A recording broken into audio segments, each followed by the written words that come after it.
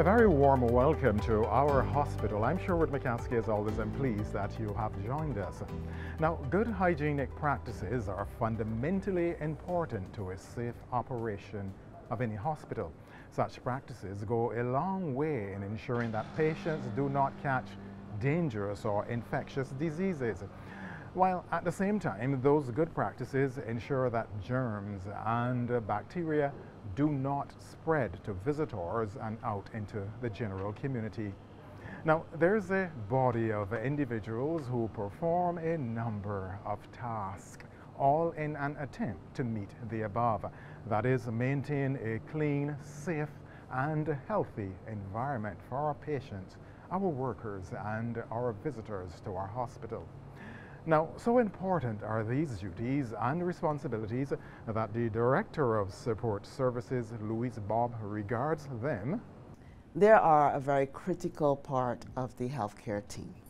Our motto says, an unbroken chain unites us. So housekeeping and orderlies are a serious link in that chain. If you liken the hospital to a human body, they provide, just like the arteries provide the distribution of blood and so on to the major organs, and without that distribution of oxygen-rich blood, the organs would fail. Those two departments provide the same for the hospital operations. The housekeeping department and orderlies, they provide support services to all the clinical, non-clinical, and other paramedical services. The services are governed for housekeeping by infection prevention and control protocols.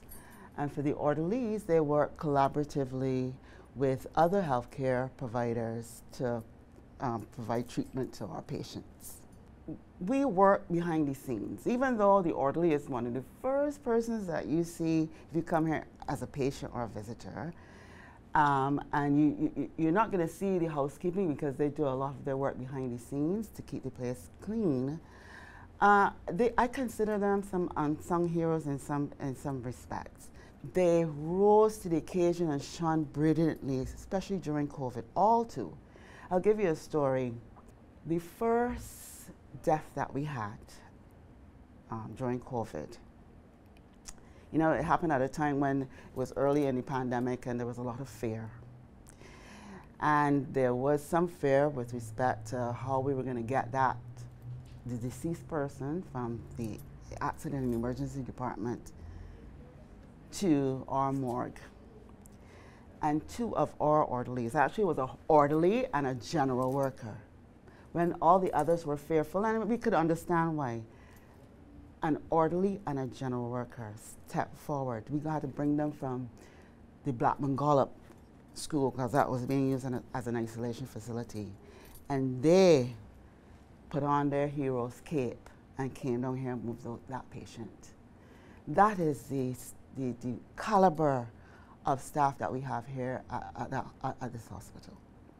A thankful Director of Support Services lauding the staff of that department for their commitment to duty and their loyalty as they ensure that through the provision of very good sanitary services, the hospital could provide the best possible patient care. Now, Susan Belgrave is the head of housekeeping here at our hospital. She describes the roles and the functions of those who are responsible for maintaining a clean interior at our hospital. I joined the hospital in 1984 as a maid. I moved up to housekeeper 2. Now I'm housekeeper 1. Some of our maids would come in about 5 o'clock, 4 o'clock in the morning, so that when the doctors come in on mornings, because you know the doctors ain't coming and do ward rounds. So when they come in, the floor would already be clean. The patient's bathroom would be clean, so the patients could do their bath. Being a housekeeper too, now bear in mind the work in the hospital is not easy. You have, as a maid, you have so much to do. You come in 6 o'clock in the morning, you have to take out garbage. It's the first thing you do, take out the garbage. Then you proceed to do your mopping. Then you have the bathrooms to clean. The bathrooms, sorry, will be the last thing to clean, because you cannot clean the bathroom first and then go into the kitchen. You know, often you would hear the complaints of sometimes the general public would say, well, they may come here and they might find sometimes the bathroom may not be clean. But the joy over the last few years is that the number of complaints that the department would have received, there are not as much as there were in the past. We aim to ensure that we don't get complaints. So the joy we have as a department is ensuring that we maintain a clean environment and our complaints are kept at a minimum. A patient relative would have met me in the A&D department and she would have complimented me in terms of how clean the A&D department was. And she even made the reference that the department has come a long way from what the hospital actually used to be. And she was impressed that the actual department was clean. She mentioned that the staff, they were seen through the night making sure that the bathrooms were clean. So I find that the department of late, we receive a lot more good compliments. We have had several external persons from the Ministry of Health pass through this hospital in the last couple of months, at least from the beginning of this year. And all of the comments have been the same about the cleanliness of this hospital, and I can see the difference. It is an aged plant. We will be 60 next year. And yes, there are certain areas that require maintenance and so on, and we try our best. But this hospital is kept clean. The patients are moved as they should from area to area, because the orderly's department is responsible for portering. And there are other services that they provide that the public does not really know that they provide, and other specialties that occur within the orderly service and housekeeping service that the public does not know about. But they all come together and work together to provide a safe service for our patients and our visitors. A day in housekeeping, on average, we cover approximately 85 different departments. And that may start from main operating theater, which have 6 theaters. We have ICUs to maintain. We maintain about 32 wards and other office spaces. The hours of our department are 6:30 in the morning, but our staff are so committed that sometimes at 4 a.m. in the morning, we have member staff who actually come out early because they want to ensure that departments are clean and ready for 8:30 in the morning. So some mornings at 4 or 4:30, when you may be at home sleeping, you find that you have a set of maids who come in early standard and they clean to make sure that the departments that they manage is ready to receive patients around 8:30 in the morning. So that cleaning would entail going into the department. They would remove all garbage from the department. They are responsible for doing all surface cleaning. So they will clean desks, they clean chairs, they mop. They ensure that all dispensers for hand towels, hand soap, hand sanitizer are refilled, and they maintain the general cleaning of the department. They clean the door jambs, they wipe door handles. So throughout the day in the department, they will come back and they will clean the surfaces about 3 or 4 times in a shift.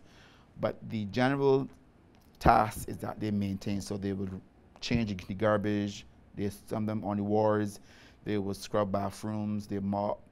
You might recall that it started as an unusual respiratory tract infection in China in December 2019 and quickly spread its roots across the globe. At a time when many of us were gripped with fear and ran in the other direction if we suspected that an individual was a COVID patient, the workers here of the housekeeping department and the orderlies, with a sense of duty and commitment, rose to the occasion and ran towards the patient to render assistance and good patient care. Throughout the COVID-19 pandemic, we would have played a very leading role in terms of making sure that the place was kept clean and tidy. Now, a lot of our protocols are done in conjunction with IPC. This is our infection control department. And our role, as I said before, was to making sure that we kept our staff and the patients safe. So we were really in charge of making sure that all our cleaning protocols were in place, that we follow all our protocols. We ensure that all our dispensers were full with hand sanitizer. A lot of people were actually scared of actually going to work with COVID. I was asked to oversee a lot of the COVID as it relates to housekeeping, and To be honest with you, I was kind of hesitant at first because obviously nobody wanted to really go and manage COVID. My director would have asked me on those occasions, and I finally said, okay, well, I will go, because obviously housekeeping was one of those major drivers in COVID, in that we were responsible for setting up the facilities. So from Harrison's Point to Blackman Garlic School, each facility, we were responsible for going in there, cleaning, setting up, and ensuring that those facilities were kept clean and tidy. And we would have had to provide staffing to cover all those facilities. So we played a very major role in COVID in ensuring that the facilities were set up. Then we were responsible for actually breaking them down when we were finished with them.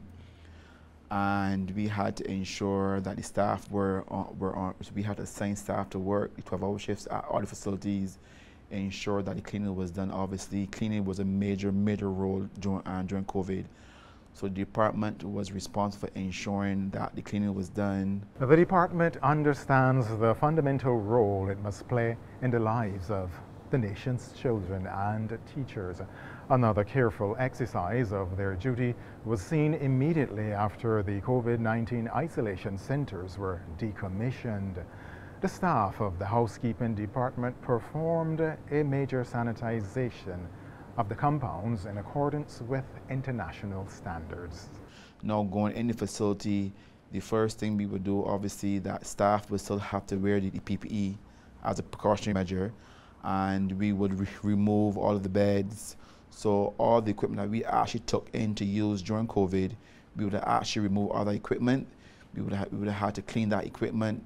We clean it, we sanitize it, and then we would have gone into schools, and we would do our cleaning from height to low.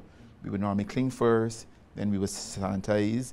That will also include, we actually would power wash the whole entire schools. We clean all the windows, all the fans. So we went through a detailed cleaning to ensure that those schools were back to what they were before we actually came to them. We wanted to ensure that we returned that school into a safe and a clean space, that it was how when we first went into that space. So we had to make sure that our cleaning was done, and more importantly, the sanitizing process was done, and it was done by how our IPC protocols set out in terms of, for example, when we're going to sanitize and we use Clorox, now we would have to follow the procedure of using you dilute 1 in 10. So that would be, if we use 1 cup of Clorox, then we add 9 cups of water. So there are certain steps we have to take in order to make sure that we follow our IPC protocols to ensure that the sanitizing was done, and we will return the school back to a clean and safe space. Harrison's Point isolation facility would have made up of, at that time, there was primary, secondary, and tertiary. So all depending on how critical you were assigned to a different, and this is as a patient. In terms of housekeeping, all role as housekeeping, we would normally go into those areas 3 times a day. So you would go in on morning, and going on morning, that cleaning would be turns of, you would pull garbage, you mop, you would scrub all the bathrooms, clean all the toilets. You would do all the surface cleaning, that would be in terms of cleaning services, door handles. You clean all the Provon dispensers, the Pura dispensers, all the hand towel dispensers. So what we would call as all high-touch services, that was a main thing. You go in morning, evening, and morning, midday, and evening, and you would normally do the same process over. Each time you go in, you pull the garbage, you do high service cleaning, you clean bathrooms, and the aim was to make sure that you maintain that clean and sterile environment at all times. At that time of the pandemic, it was not an easy task for the department, because all roles increased, and there was a great demand for housekeeping services. And at times, staff sometimes work up to like 12, 13, 14, 15 hours a day. Some shifts were as long as that. Various types of waste are generated daily here at our hospital. A very careful thought goes into the manner in which each type of waste is handled and sent to its final disposal point. We also have waste management where we carry out the garbage, and we have color-coded, where the infectious waste will go into a red bag. Black is the regular garbage. We also have to move out radioactive waste. You know, when you do the treatment on the patients, and the material they use, or the bags, whatever they use, they're supposed to put it in a yellow bag. Yellow is for radioactive things. And the cartman, which is the general worker that carry the garbage from all the floors, right? They will know where they're supposed to put that. It is not supposed to go into the black cart, because we have the carts color-coded. We put it in the red, because it goes straight into the incinerator. Then we have the request for service form. That is a form that we give out to departments, all departments, wardens as well, where they request to have their ward scrub. It's very important because, okay, scenario, you go into a ward and the ward is dirty, the floor. Yes, you'll be mopping, but you know, sometimes medications spill and the floor look real untidy. So we have to do the scrubbing. Theater is the same because surgery going on and they don't need any infection in the area, so we're responsible for scrubbing there as well. When asked what would happen if the department were not performing such an excellent waste management task, the head of housekeeping responded, "We want a hospital." The maids play a very important role in the hospital because if we don't clean, you will come down with a lot of infections. Yeah, so we have to clean. Yes, the plant is an old plant, but it is our plant, and we're responsible for keeping it clean. Of course, there is a plea from the department to the public to help them maintain a clean and safe environment at our hospital. What about best practices that you may consider when using our hospital? We, as the housekeeping department and orderlies, already have our hands full with keeping this plant clean and keeping the patient safely portered from one place to another. So we would appreciate the cooperation of the public in helping us with doing so. So try not to throw things through the decorative blocks. There are receptacles for the garbage, so use the receptacles. Don't put things down our plumbing systems or our toilets and so on that don't belong in the toilet, because what you do is you block the plumbing and it causes another problem in other areas and spillages, etc., that cause our engineering team to have to expend energy to clear when what was put down the drain or the toilet did not belong there. And we porter patients, etc., and sometimes there are different types of patients who require wheelchair. You can help the orderly, help your relative or so with getting into the wheelchair, in and out of the car, and into the wheelchair. So those are the kinds of things that we would like the public to help us in carrying out our functions and making the hospital service live up to the expectations. Coming out of COVID, it showed that we as individuals need to be more cognizant of our environment and ensure that we, in terms of like hand sanitization, we ensure that we wash our hands. When you come to the hospital, we have periodic dispenser provided for persons to sanitize your hand on your way in, and on your way out you can also sanitize your hands so that you don't take anything out or you don't bring anything in. So persons coming to the hospital, we will always advise that you actually sanitize your hand on your way in, and then on your way out then you sanitize on your way back to the hospital. It is the only hospital, that public hospital, secondary and tertiary public hospital that we have. We do not know if in our lifetime we would see a new hospital being built, but for right now, this is what we have. And you would have heard the Prime Minister talk recently about extending the current campus. So we don't have another one to rebuild anytime soon, so you should treat what you have as if it is your own. I would like to let the public know that the Queen Elizabeth Hospital is our hospital. It belongs to me and it belongs to you. So when you come into the hospital, I expect that you will treat it with respect. Yeah? There's been provided in areas where they could put their garbage, not to push it in the decorative blocks.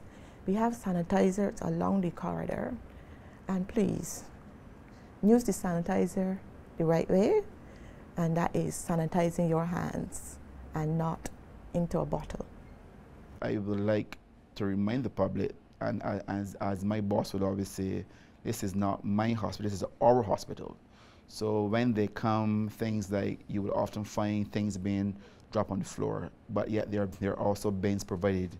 So in cases like that, we will ask the patients who are coming to the hospital to try to help us to maintain that clean environment. So utilize bins wherever possible. Don't stand and put your shoe on the wall to leave the mark. So things like that, treat here like if it was your own home. Well, you could not have put it better, my brother. Treat it as if it were your home. This has been a look at the work done by our hard-working housekeeping staff here at our hospital, all in an attempt to maintain a sanitary environment at all times just for you. This episode salutes the housekeeping department. I'm Sherwood McCaskey. Until next week at the same time, this has been Our Hospital.